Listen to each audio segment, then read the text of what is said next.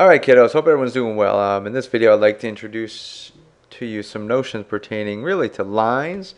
We've been talking about points, lines, and planes in class, and I want to focus on the lines piece. So what we're going to do today is we're going to give a little bit of knowledge, and so here we go. So a line in the truest sense of the word, I'm using Geometry Sketchpad here, which is a great program, and this guy right here, that's a line, right? So that's what we mean by a line. It never ends. It is, in theory, one-dimensional, and it's quote-unquote straight.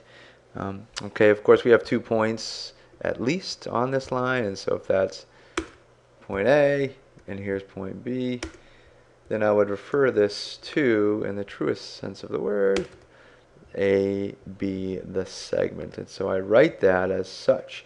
Here's my notation coming up, AB, or I can write BA. And above it I want to put the line, recognizing that I really mean this particular piece, and it goes on and on forever and ever in both directions. Okay, now that's a line, but a ray is a little bit different, and what I want to do with a ray, so here's my line. A ray is a little bit different. A ray, kind of like a ray of sun, has one endpoint. Right, so if I look at my Geometry Sketchpad options for quote-unquote lines, this piece right here in the middle is a ray. And what a ray does is it extends infinitely in one direction, but it does have one endpoint. So C right here is called my endpoint. Right, there's my endpoint. It does end, therefore it's a ray, but it does from point C extend infinitely in one direction along this straight path. And so what I want to do when I refer to that mathematical creature as a ray, I want to write ray CD. And so the way I write that is CD with not a line above it, but this little guy right here. That's a ray, right? And whereas in the line sense, I can call that line AB, or I can switch it and call line BA, right? Or sometimes I'll even get lazy, I'll put a little L here, I'll call line L. But with array, the first letter right here does need to be the endpoint. So that's the only way we can call this ray CD. Okay. Of course, in this case, it looks like the line AB and ray CD intersect at that point. Right, there's your common point of intersection right about there. Okay. What I really want to talk about, though, right now is segments. Now, segments are a little bit more interesting because segments have lengths, right? And we can get into all sorts of stuff like distance, let's say. So a segment here is finite, right? So this is one endpoint, E, and the other endpoint is F. So I'm going to call that segment EF.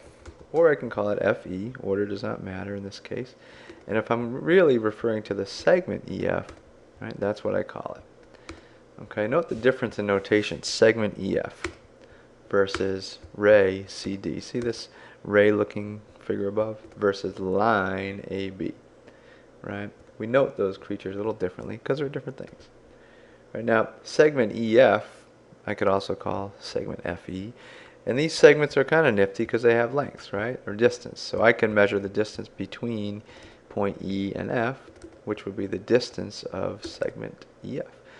And I'm going to do that right now using this measure length, and it's 10.52 centimeters. Now, the way that this program notes distance, and it is dynamic, it changes, is it uses the measurement of segment EF. I like to write that, and we'll write that a little differently. We'll just write EF equals 7.37 centimeters. And so if there's no segment above it, it just means the distance from E to F is this 7.37. Okay? Now what I like to do is I like to talk about distance between 2 points on a line. 2 points really on a number line. Okay? So what I can do right here is I can create a line, right? And the number line does extend infinitely in all directions, right? Excuse me, in both directions. Right? And so let's just put point 0 here. And let's say that's 0, so to the right of 0 are positives, to the left of 0 are negatives, etc., etc. And let's say this point right here, just for argument's sake, is, I'll call that point G. And we'll say G is, I don't know, 4.2. All right? And there's another point to the left of 0, which is negative, and we'll call this point to the left of 0, we'll call it H.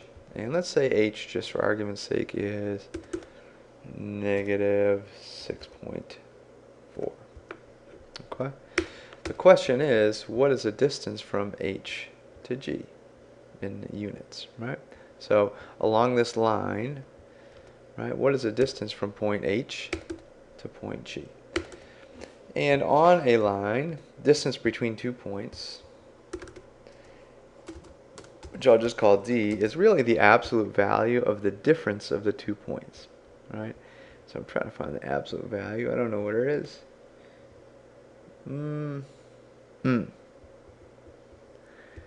So the distance really is the absolute value. I don't know where those bars are, so I'll just make it up. Absolute value of the difference of the 2 points. So we'll say x minus y. Right? And it doesn't really matter the order in which we write x minus y, because we're taking the absolute value to be the same thing. So for this particular example, I can therefore find hg, the distance from h to g, and it's going to be either the absolute value of negative 6.4 minus 4.2, or the other way. And again, I should have these bars here. I can't find them on this. There they are right here. Sorry. Let's go back. I found them. How about that? A little rusty after a summer of fun. All right, that's what I want. Or I can write it the other way. It's the absolute value also of, in the other direction, 4.2 minus the negative 6.4. Right? And so either way, because I'm taking the absolute value, I get the same thing. I'm going to get, in this case, you take the absolute value first.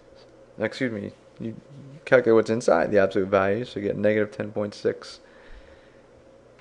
Then we take the absolute value of that to get positive 10.6. Or in this case, it's 4.2 minus a negative becomes plus. Either way, we get 10.6 units, right? So distance between 2 points along a line, like a number line for example, is just the absolute value of the difference in either order of those 2 points, of those 2 coordinates, x and y, or h and g. Okay? Now it gets a little more interesting when we think about distance between 2 points on a plane, right? So we're bringing this plane. Distance between 2 points on a plane, right? So now it becomes a little more interesting. So a plane, I'm going to give you the coordinate plane, or what I call the Cartesian plane, after Rene Descartes, one of my favorite dudes. So this is a coordinate plane, right? It starts with the origin 0, 0. We move to the right x, or the left negative x, and up y, or down negative y, right? So this point right here would be the point 1, from the origin going 1, and then up 0. So that would be 1 comma 0. So x comma y. So if I have 2 points, let's suppose I have this point right here and this point right here.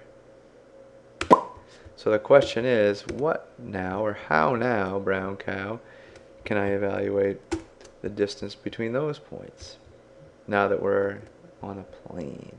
And so the first thing I want to do is label the coordinates for each point. So this would be the point, let's see, from the origin I'm going 1, 2, 3, 4. So that x value is 4, and then up 1, 2, 3, 4. So that's the point 4, 4. And then this right here is the point, see, from the origin, negative 1, negative 2, negative 3. And then I'm going down 1, 2. So negative 2. Or x before y. Alright, so question is, what in earth is the distance between these 2 points? Or another way of saying that, what's the length of this segment? Right? And so I can't really, like I did in the previous, with distance on a, oops, that's messy now. Like I did with distance on a line, between 2 points, I can't just take the absolute value of the difference because I got lots of numbers here, right? So what I can do, however, is use the distance formula. Now, the distance formula is brought to you by really the Pythagorean theorem. And so if you don't want to use the Pythagorean theorem, you can, excuse me, the distance formula, you can always use the Pythagorean theorem. So I'm going to create this right triangle, right? And so the question is, well, what on earth is this length here? What on earth is this length here? And then this squared plus that squared will be what I'm looking for, squared. Right? So this length is really, the x value here is -3, and the x value here is 4, right? So along this line, what's the distance from -3 to 4? Well, you surely could count, or you could also use this notion of distance between 2 points on a horizontal line. That works for this horizontal line from -3 to 4. And so either way, we get that distance to be, correct, 7. And I'm going to do the same thing here. What on earth is this length right here? Well, I'm starting all the way up here, oops, with the y value of 4, and I'm dropping down here, and this point has a y value of -2, right? So it's really the difference in the y's, right? So it's 4 minus a -2, and that gives me a grand old 6. Right? So now, using the Pythagorean theorem, I can find this length d. And again, there is a distance formula. I'll throw it up here at the end. Oops. So the d, that distance that I'm looking for, is really, well, really d squared. So d squared is equal to, oh, right, that's my hypotenuse. And it's going to be 7 squared plus 6 squared, right? So 7 squared plus 6 squared equals d squared. 7 squared, 49. 6 squared, 36. And so I want to simplify that first. So 49 plus 36, what's that? Let me copy, oops. Nope, that's not working. Oh, sorry about that. So I get d squared equals 49 plus 36, and that's going to be a 5, and that's going to be an 85, I reckon, right? And so now, how do you solve for d? Well, we just take the square root, right? Take the square root of both sides, take the square root of both sides, so that therefore means d is equal to the square root of 85, right? Which you can approximate on your calculator. It's a little bit more than 9, but it's exactly root 85. So if we were to generalize this in general, let's just say that point now is, let's start a new one. And we'll give you that graph. So let's say that we have 2 points. We'll call that x1, y1, and we'll call that x2, y2. Here's the distance formula. We're trying to find the distance between these 2 points. Right, so this point can be, as far as notation is concerned, this is just how we write it sometimes. x1, oops. That means that's the x value of the first point, and then y1 is coming up next, and we write it like, whoop. This is a hot mess. How do we get out of that mode? Sorry, bear with me. And then we want y1. Sorry. And over here we have the point x2, y2. And we'll call it x. Oops, sorry. Rusty. Been a long summer. Hopefully everyone had great summers. And this is going to be x2, comma, y2.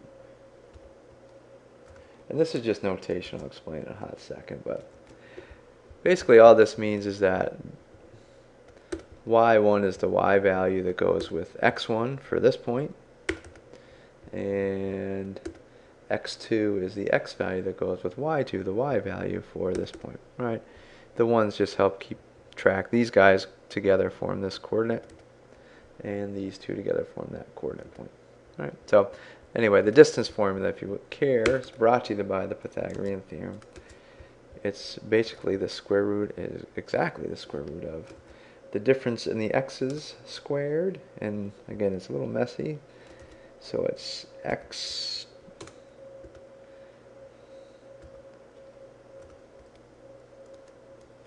minus, and order doesn't matter because we're going to square it anyway. And we're going to square that, so let me see if I can get that going. Squared plus the difference in the y's squared. Try to copy and paste. Is that going to work? Nope. Plus the difference in the y's squared. y1 minus, and again order does not matter because we're going to square it anyway. I'm going to square that. Okay, now that's a direct result of the Pythagorean theorem, where essentially, in no uncertain terms, the difference in the x's ends up being this piece of the right triangle we could make, and the difference of the y's ends up being this piece of the right triangle we could make, right? So it's nothing more, nothing less than the Pythagorean theorem. Alright, that's a lot, but I do want you to kind of consider these problems now. Okay, so you can pause it now. We'll go over these 3 problems tomorrow. Thanks for listening. Have a great night.